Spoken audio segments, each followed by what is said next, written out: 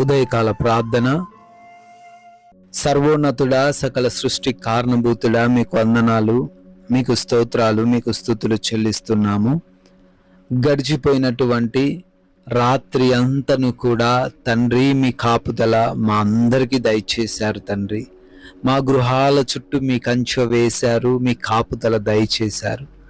ఎటువంటి సమస్యలు రాకుండా కాపాడారు నాయన.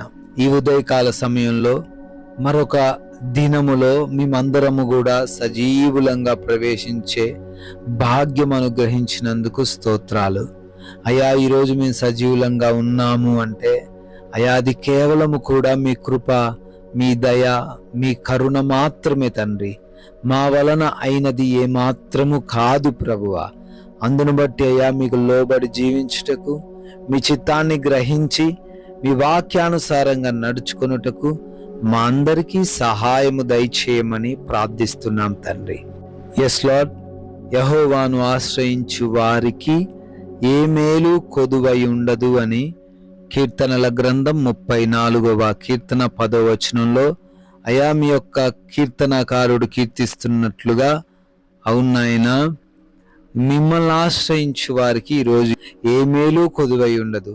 ఏ విషయంలోనూ వారు బాధపడరు, ఏ విషయంలోనూ వారు చింతించరు నాయన. అయ్యా, కొన్నిసార్లు తెలుసో తెలియకో నాయన ఈ లోకాన్ని ఆశ్రయించు వారిగా మేము ఉంటున్నాం.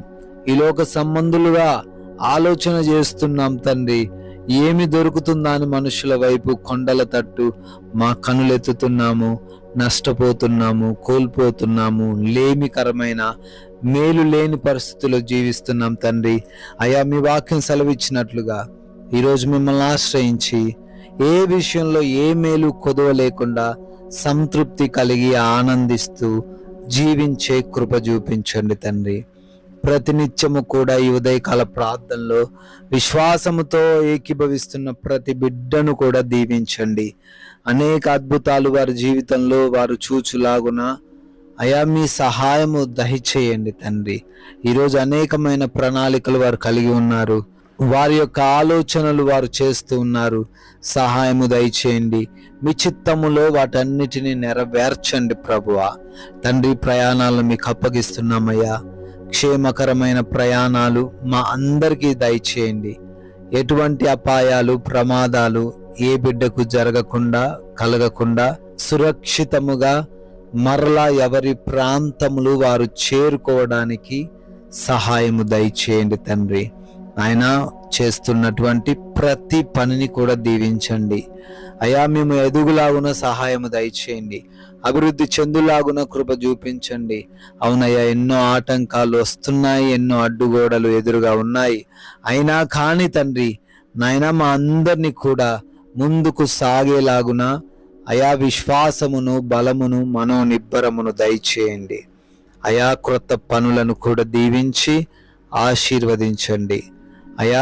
ఆగిపోయిన కార్యాలను కూడా మీ కృప చొప్పున జ్ఞాపకం చేసుకొని నూతన పరచబడే కృప చూపించండి తండ్రి అయా.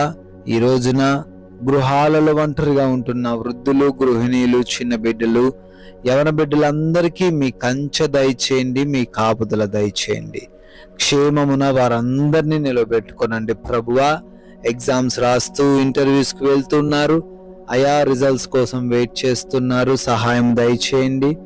జ్ఞానముతో వారిని నింపండి. క్వాలిఫై అయ్యి, సెలెక్ట్ అయ్యి మీ సాక్షులుగా నిలవబడే సహాయం దయచేయమని కూడా ప్రార్థిస్తున్నాం అయా. రిపోర్ట్స్, చెకప్స్ విషయంలో కృపా సహాయం దయచేయండి. అన్ని వారు అనుకున్నట్లే ఉండే కృప చూపించండి అయా. ఆపరేషన్స్ను, డెలివరీస్ను అప్పగిస్తున్నాం. ఎటువంటి ఇబ్బందులు లేకుండా అవి జరిగించబడే సహాయమును అనుగ్రహించండి తండ్రి.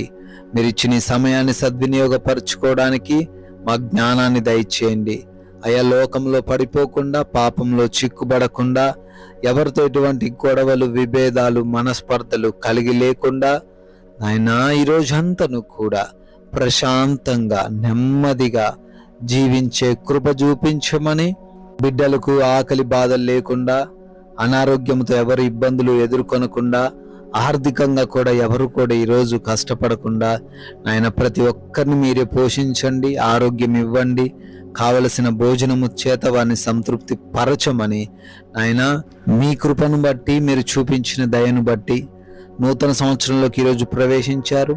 బర్త్డేలు, యానివర్సరీలు సెలబ్రేట్ చేసుకుంటున్నారు. వారందరినీ పేరు పేరున దీవించి ఆశీర్వదించమని, కొందరికైనా మేము కూడా స్వార్థను ప్రకటించి మా వంతులుగా రాజ్యవ్యాప్తిలో పాలిభాగస్తులయ్యే ధన్యత మాలో ఉన్న ప్రతి బిడ్డకు అనుగ్రహించమని, జీవం కలిగిన యేసుక్రీస్తు వారి నామంలో ఈ ప్రార్థనను అడిగి వేడుకొని పొందుకుని ఉన్నాము తండ్రి. ఆమెన్.